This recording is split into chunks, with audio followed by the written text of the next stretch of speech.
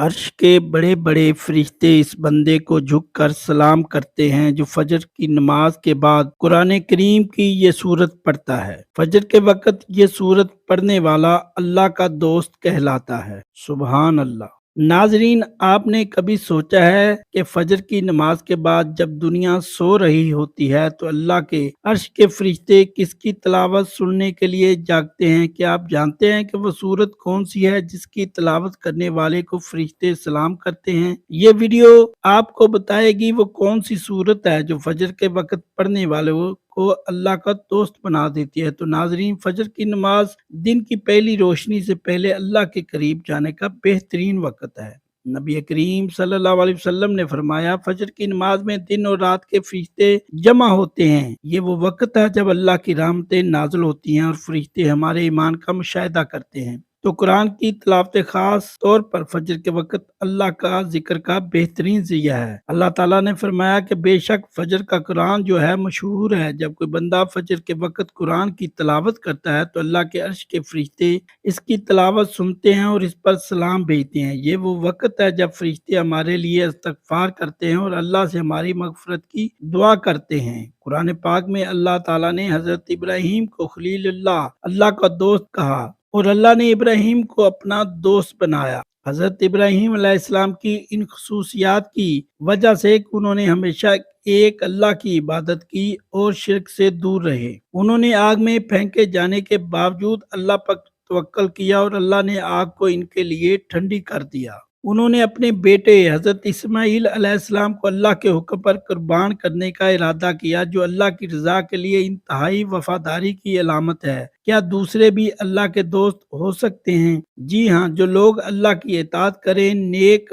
अमाल सर अंजाम दे और खुलूस दिल से अल्लाह से मोहब्बत रखें, वो भी औलिया अल्लाह, अल्लाह के दोस्त कहलाते हैं। कुरान मजीद में फरमाया गया, सुन लो, बेशक अल्लाह के दोस्तों पर ना कोई खौफ होगा और ना वो गमगीन होंगे। अल्लाह के दोस्त वो होते हैं जो तकवा और परहेजगारी इख्तियार करें, दूसरों की मदद करें और अल्लाह की रजा के लिए काम करें। हर हाल में अल्लाह पर भरोसा रखें। आप भी नेक अमाल और इखलास के जरिए अल्लाह के मुकर्रब बंदों में शामिल हो सकते हैं। मोहतरम नाजरीन, ये वो फजीलत बरक़ात वाली सूरत है कि जिसको पढ़ने से ना सिर्फ अर्श के बड़े बड़े फरिश्ते इस बंदे को सलाम करते हैं, बल्कि फजर की नमाज के बाद जो ये सूरत पढ़ता है वो अल्लाह का दोस्त कहलाता है और अल्लाह इसकी दिन भर की तमाम हाजतों को पूरा करते हैं। अल्लाह इसकी परेशानियों को दूर करते हैं। अल्लाह इसे बेशुमार रिज़्क देते हैं, गैब से रिज़्क मिलता है। रसूल अल्लाह सल्लल्लाहु अलैहि वसल्लम ने फरमाया कि जो शख्स सुबह शाम ये सूरत पढ़े तो क़यामत के दिन इससे अफजल अमल किसी का नहीं होगा। तो नाज़रीन, फजर की नमाज के बाद जो ये सूरत पढ़ता है, अर्श पर हलचल मच जाती है। अर्श के बड़े बड़े फरिश्ते इस बंदे को झुककर सलाम करते हैं। अल्लाह ताला अपने बंदों की हाजत को पूरा करने के लिए फरिश्तों की दौड़ें लगा देते हैं। इसके हर मामलात में इसकी गैबी मदद करते हैं। इसके मुंह से निकला हर लफ्ज पर अल्लाह ताला कुन लिख देते हैं। मोहतरम नाजरीन इकराम, एक बहुत ही खास और मुजर्रब वजीफा लेकर आपकी खिदमत में हाजिर हुआ हूँ कि जिसको आप फजर की नमाज के बाद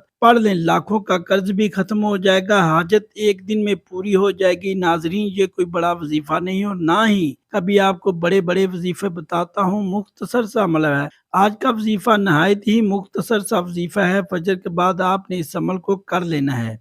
इंशाल्लाह फिर इस वजीफे का असर आप खुद देखेंगे।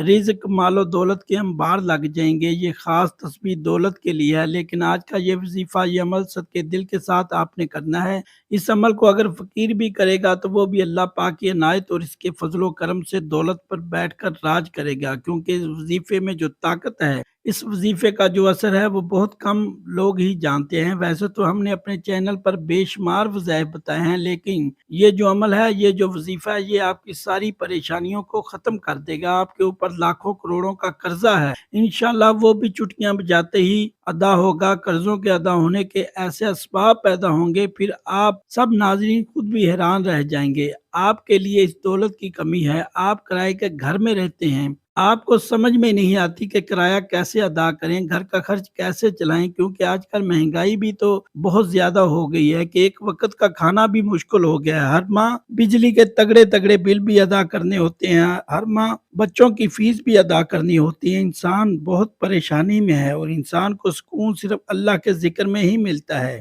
یہ بات بہت ہی اہم کرنے لگا ہوں کہ جب انسان عاجزی کے ساتھ اللہ کے آگے جھک جاتا ہے، سجدے پہ سجدہ کرتا ہے اور پھر ہر سجدے میں رو رو کر گر گڑا کر خوب ڈھیروں دعائیں مانگتا ہے، تو اس کو بھی اللہ تعالیٰ ضرور عطا فرما دیتے ہیں۔ ہم ہر وظیفے میں آپ کو بتاتے ہیں کہ اللہ سے مانگنے کا آپ کو طریقہ جب آ جائے گا تو پھر آپ کو کسی مزید وظیفے کی ضرورت نہیں پڑے گی، آپ نے صرف ہاتھ اٹھانے ہیں اور آپ کو ملنا شروع ہو جائے گا۔ لیکن اس سے پہلے آپ کے اعمال یہ ہوتے ہیں، آپ جو چھوٹی چھوٹی غلطیاں کرتی ہیں جن کو اگر آپ سدھار لیں اور آپ اپنے کاروبار میں حلال طریقے سے کاروبار کریں یا رزق کمانے میں حلال ذرائع استعمال کریں گے، جیسا کہ اللہ تعالیٰ کے پاک نبی صلی اللہ علیہ وسلم نے کاروبار کیا تھا، آپ بھی اسی طرح کاروبار کریں، حلال اور پاکیزہ رزق کمائیں۔ اگر آپ جاب کرتے ہیں تو اسے اچھے طریقے سے جاب کریں کہ آپ کے اوپر کوئی انگلی نہ اٹھا سکے۔ آپ ایمانداری سے ڈیوٹی دیں، جس کام کی تنخواہ لیتے ہیں وہ کام مکمل جاوشانی سے کریں اور اپنے فرائض سے کوئی غفلت نہ کریں۔ ہر ماہ رزق حلال ہی آپ اپنے گھر میں لے کر آئیں اور کوشش کریں کہ آپ کے پورے گھر میں حرام کا ایک لقمہ بھی کسی کے پیٹ میں نہ جائے۔ حلال رزق کھانے سے ایسا ہی ہو نہیں سکتا کہ انسان اپنے اللہ پاک سے مانگے اور اللہ پاک اس کی دعا کو رد کر دے، ایسا کبھی نہیں ہو سکتا۔ اور یہ جو وظیفہ ہے، جب یہ وظیفہ کوئی بھی بندہ پڑھتا ہے تو اس وظیفے سے اس کے پاس بے حساب دولت آ جاتی ہے۔ یہ سورت پڑھنے والا اللہ کا دوست کہلاتا ہے۔ ناظرین، یہ ساری نعمتیں جو ہیں، یہ ساری برکتیں جو ہیں حلال روزی میں ہیں اور اللہ پاک کا شکر ادا کرنے میں ہی پوشیدہ ہیں، تو کوشش کیا کریں کہ کثرت سے اللہ پاک کا ذکر کیا کریں، شکر ادا کیا کریں گے، انشاءاللہ دیکھنا کیسے آپ کے بارے نیارے ہو جاتے ہیں۔ اگر آپ کے اوپر قرض ہے، آپ نے سود پر قرض لیا ہوا ہے، تو سب سے پہلے اللہ پاک سے معافی مانگیں، کیونکہ سود حرام ہے اور اللہ پاک سے کھلی جنگ ہے۔ تو اللہ سے جنگ کون جیت سکتا ہے؟ میرے بھائیوں، میری بہنوں، جو بندہ اللہ سے جنگ کرنے کا سوچے گا وہی دونوں جہانوں میں مارا جائے گا، وہ دنیا میں بھی ذلیل ہوگا اور رسوا ہوگا اور آخرت میں بھی ذلیل اور رسوا ہوگا۔ جہنم کے انتہائی جو سب سے نیچے والے گڑھے ہیں، اس میں اس کو پھینکا جائے گا۔ تو آپ نے سب سے پہلے سود کے کاموں سے توبہ کرنی ہے، جھوٹ سے توبہ کرنی ہے اور غیبت سے توبہ کرنی ہے، چغلی سے توبہ کرنی ہے، لیکن واضح کریں کہ صرف توبہ نہیں کرنی بلکہ اس توبہ پر قائم بھی رہنا ہے۔ اور سب سے اہم بات جو ہے وہ آپ نے اپنے رشتہ داروں سے، اگر آپ قطع تعلقی ہیں کسی سے بھی ہیں، فوراً جا کر اس سے معافی مانگے، چاہے آپ کی غلطی ہے یا نہیں۔ دیکھنا کیسے اللہ پاک آپ کے اوپر اپنا فضل و کرم کرے گا، آپ کے اوپر اللہ پاک اپنا کرم فرمائیں گے۔ رشتہ داروں کے ساتھ آپ نے اچھا سلوک کرنا ہے، اس کے ساتھ تعلقات جوڑنے کی کوشش کرو۔ یہ نہ دیکھو کہ اس نے یہ کہہ دیا، اس نے وہ کہہ دیا۔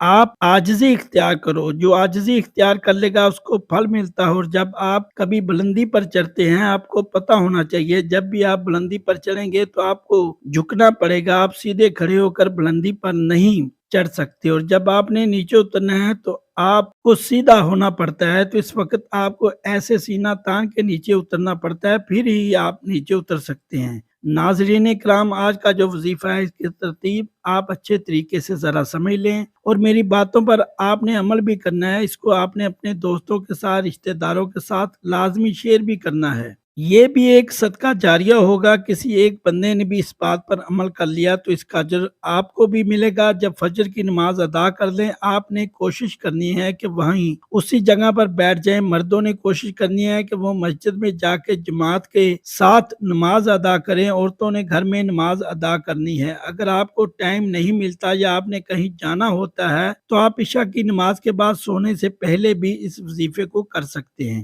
کوئی ایسی پابندی نہیں، لیکن فجر کی نماز کے وقت کرنا زیادہ بہتر رہے گا۔ محترم ناظرین، اللہ پاک کے آخری نبی صلی اللہ علیہ وسلم نے فرمایا، اللہ پاک ارشاد فرماتا ہے، میں نے تمہاری امت پر دن رات میں 5 نمازیں فرض کی ہیں اور میں نے یہ عہد کیا ہے کہ جو ان نمازوں کی ان کے اوقات میں پابندی کرے گا میں اس کو جنت میں داخل کروں گا، اور جو پابندی نہیں کرے گا اس کے لیے میرے پاس کوئی عہد نہیں۔ اللہ پاک قرآن کریم میں ارشاد فرماتا ہے، رب کو سراہتے ہوئے اس کی پاکی بولو سورج چمکنے سے پہلے اور اس کے ڈوبنے سے پہلے نماز فجر ادا کر لو۔ صحابی حضرت عبداللہ بن عمر رضی اللہ تعالیٰ عنہما سے روایت ہے، پیارے آقا صلی اللہ علیہ وسلم نے ارشاد فرمایا، جو صبح کی نماز پڑھتا ہے وہ شام تک اللہ پاک کے ذمے ہے۔ تم اللہ پاک کا ذمہ نہ توڑو، جو اللہ پاک کا ذمہ توڑے گا اللہ پاک اسے اوندا یعنی الٹا کر کے دوزخ میں ڈال دے گا۔ حضرت سلمان فارسی رضی اللہ تعالیٰ عنہ سے روایت ہے، اللہ پاک کے آخری نبی صلی اللہ علیہ وسلم کا فرمان ہے، جو صبح کی نماز کو گیا ایمان کے جھنڈے کے ساتھ گیا، جو صبح بازار کو گیا ابلیس یعنی شیطان کے جھنڈے کے ساتھ گیا۔ حضرت عمارہ بن ربیہ رضی اللہ تعالیٰ عنہ فرماتے ہیں، میں نے نبی کریم صلی اللہ علیہ وسلم کو فرماتے سنا، جس نے سورج کے طلوع و غروب ہونے سے پہلے نماز ادا کی یعنی فجر اور عصر کی، وہ ہرگز جہنم میں داخل نہ ہوگا۔ حضرت ابو عبیدہ بن جراح رضی اللہ تعالیٰ عنہ بیان کرتے ہیں، رسول اللہ صلی اللہ علیہ وسلم نے ارشاد فرمایا، جمعہ کے دن پڑھی جانے والی نماز باجماعت سے افضل کوئی نماز نہیں ہے۔ میرا گمان یعنی خیال ہے تم میں سے جو اس میں شریک ہوگا اس کے گناہ معاف کر دیے جائیں گے۔ حضرت انس رضی اللہ تعالیٰ عنہ سے روایت ہے، سرکار مدینہ صلی اللہ علیہ وسلم نے ارشاد فرمایا، جس نے 40 دن فجر و عشاء باجماعت پڑھی اس کو اللہ پاک 2 آزادیاں نصیب فرمائے گا، ایک نار یعنی آگ سے، دوسری نفاق یعنی منافقت سے۔ نماز جنت کی چابی ہے، اللہ پاک ہمیں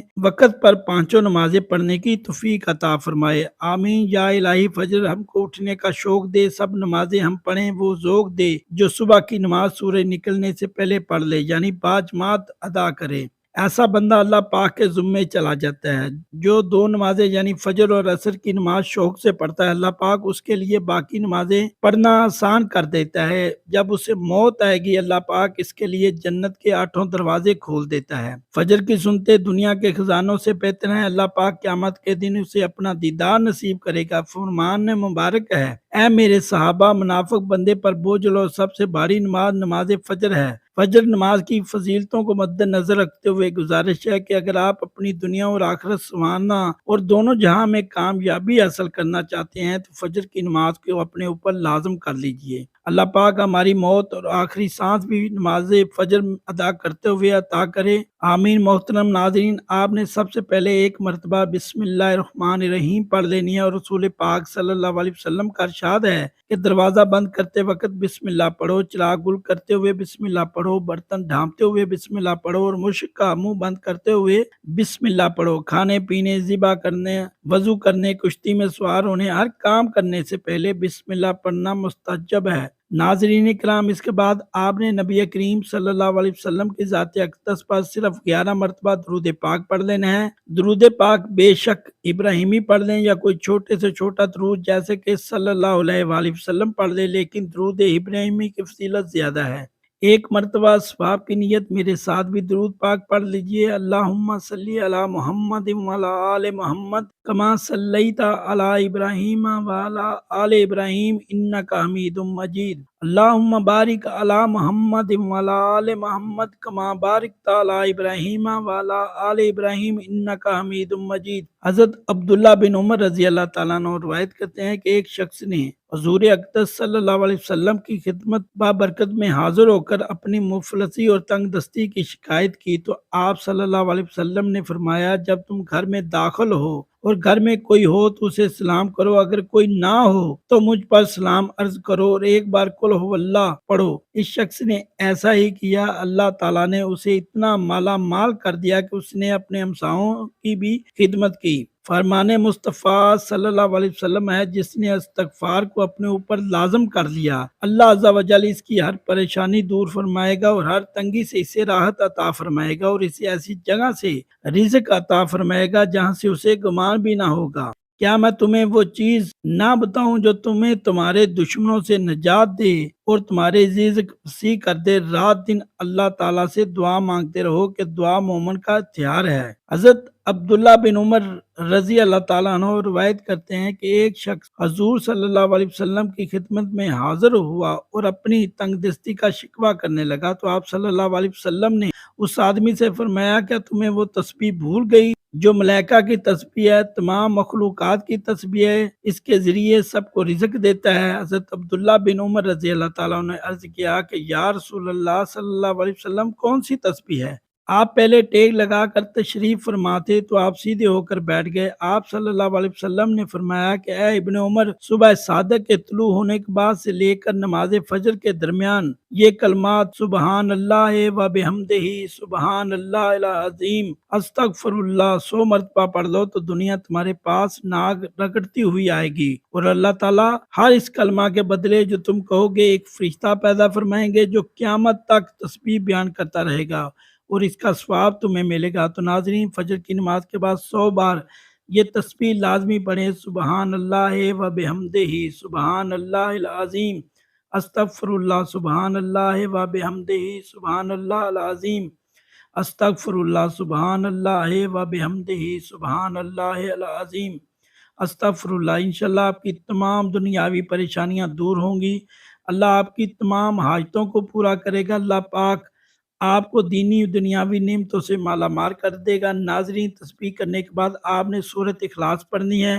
یہ وہ سورت ہے جس کے پڑھنے سے عرش کے بڑے سے بڑے فرشتے اس بندے کو جھک کر سلام کرتے ہیں، اور یہ سورت پڑھنے والا اللہ کا دوست کہلاتا ہے۔ حضرت ابو ہریرہ رضی اللہ تعالیٰ عنہ نے فرمایا کہ فجر کی نماز میں دن اور رات کے فرشتے جمع ہوتے ہیں، تو ناظرین یہ وہ صورت ہے جس کی تلاوت کرنے والے کو فرشتے سلام کرتے ہیں۔ سورہ اخلاص یہ صورت ہے تو توحید کا اظہار اللہ کی صفات کو بیان کرتی ہے۔ نبی کریم صلی اللہ علیہ وسلم نے فرمایا کہ جو شخص ہر نماز میں سورہ اخلاص جو ہے پڑھتا ہے، اللہ تعالیٰ اس سے محبت کرتا ہے۔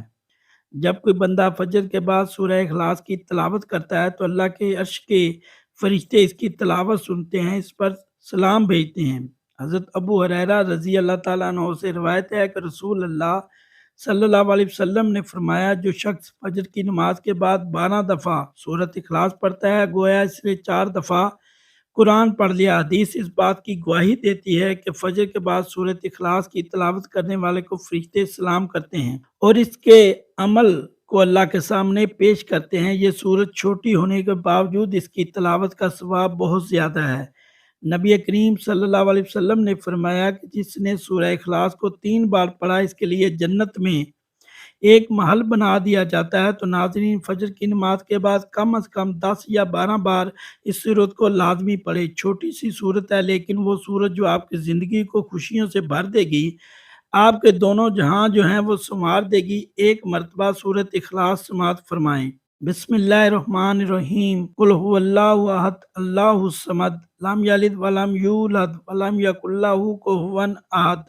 آخر میں دوبارہ سے 11 مرتبہ درود شریف پڑھ لینا ہے۔ درود شریف پڑھنے کے بعد آپ نے اللہ پاک سے دعا مانگنی ہے۔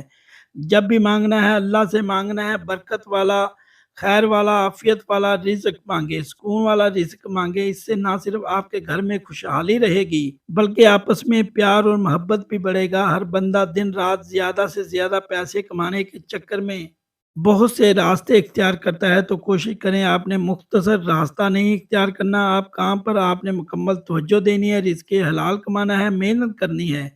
اس سے اللہ پاک آپ کے اوپر ڈھیروں برکتیں اور رحمتیں نازل کرنا شروع کر دیتا ہے، اور کوئی بھی وظیفہ نماز کے بغیر مکمل نہیں ہوتا۔ آپ نے 5 وقت کی نماز لازمی ادا کر لینی ہے اور حسب توفیق صدقہ خیرات بھی دینا ہے۔